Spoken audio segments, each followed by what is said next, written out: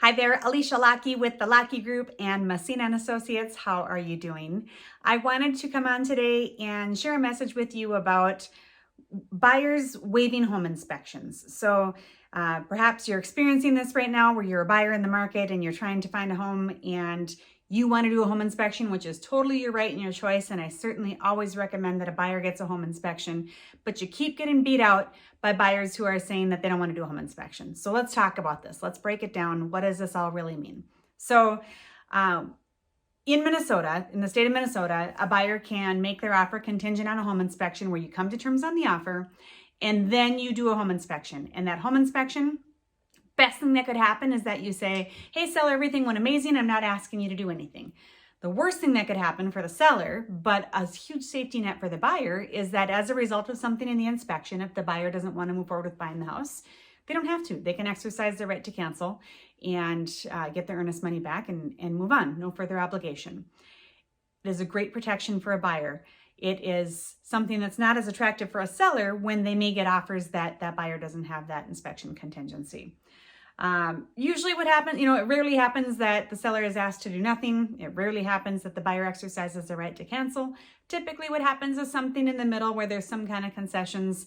The things I see most oftenly called are if the seller did any of their own creative plumbing or wiring, if the age of the roof is, or if the roof is in worse condition than anybody anticipated, if a furnace or a boiler hasn't been serviced in the last 12 months, like those are in electrical GFI outlets where it needs that ground fault circuit interrupter. Those are the most common things that I see happen in a home inspection that get addressed.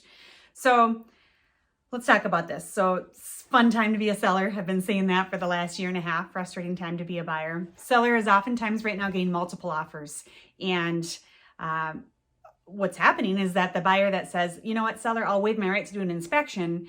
That's the one that looks very, very attractive to a seller. It may not be the highest priced offer, but if it's competitive and if it does not have a home inspection contingency, oftentimes that's the offer that the seller wants to go with. So how do you win? How do you win as a buyer in this market when you want to have that right to do a home inspection? And I'll tell you that I always do recommend that you get a home inspection. But what I want to share for you today is a couple tips for suggestions of things you can consider that might still make your offer look very attractive and still feel protected to have some kind of inspection contingency. One thing that I've had some success with lately that I like is when you've got full property disclosures and you know enough about the age of the roof and you can see the plumbing and you can see if there's been some updated electrical and those kinds of things and the home's in overall good condition. One thing that my buyers have had success with is writing in the offer, I want to do an inspection, but I will not trouble you, seller, Mr. Ms. Seller, for any inspection items that are under X amount of dollars and whatever your comfort level is as a buyer for that. So $1,000, $2,000, $3,000, somewhere in that range. So you can say, I still want to do a home inspection, but I'm not going to nitpick the things that you might be annoyed by and not want to have to deal with. I really just want my protection for things that are of big structural concern, safety concern, or really significantly affecting enjoyment or use of the property. Those are the reasons to have an inspection anyways. So that's one tip for you. Another tip that I've had success with is try to make that time frame for the home inspection as short as possible. So in a non-competitive situation, it's fairly common to say 10 to 12 days for a buyer to ask for to do their home inspection after you come to terms on the offer. Try to make that window as tight as you can. 5 days, 6 days, something like that. This is calendar days we're counting. And rely on your realtor if you need some help on finding a home inspector. Ask your realtor to try to pre-connect you with some inspectors. So I've had success with this too, where I'll say, okay, my buyer wants to do an inspection, but it's a Saturday, for example, but I've already got an inspector that's lined up Monday morning at 9. So, and I write that time frame a bit shorter and I deliver that offer telling the other agent that I've already got a home inspection scheduled. So I've had some success with that as well. Another thing you could do, not my favorite, but you could say that you're making your offer subject to a home inspection for your informational purposes and you're not making your offer contingent on the inspection. So what that would mean as a buyer is you still want to do a home inspection, but no matter what you find, regardless of what you find in that inspection, you are not going to ask for anything. You are not going to ask to cancel the purchase agreement. You're still going to stay in, but you just really want to be eyes wide open. Not my favorite option.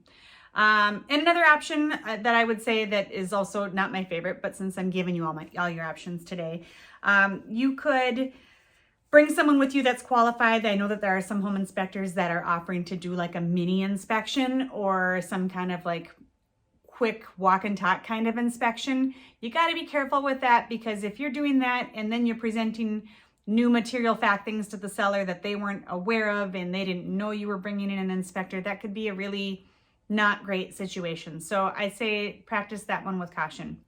My favorite two are, if you're comfortable saying you're not going to tell the seller that you're going to bug them for a certain amount of, things up to X amount of dollars, and then also making sure you can try to pre-line up that inspector. And so when you deliver your offer, you can already tell them that you just have a short time frame and you've already got your inspector lined up. So hang in there if you're a buyer out there and you've been trying to buy a home. I have many myself, and I know it's competitive, and these buyers are just getting frustrated. You're writing 1, 2, 3, 4 or more offers and not getting it. And I know it's frustrating, but I'll tell you, I've been doing this for 16 years and it always works out the way it's supposed to.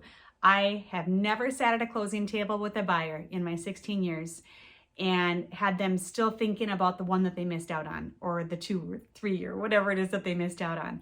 It always makes sense. You don't recognize it when you're in the middle of it. Sometimes you're frustrated and you're like, why can't I get a house? This is so frustrating. But when you get it, when you get the one, and however long that takes, whatever that looks like, then you go, that's why I didn't get all of those other homes. So I wish you luck out there, and if I can be of any assistance to you, I'm happy to help. You can check me out online at thelokkegroup.com. Have a great day.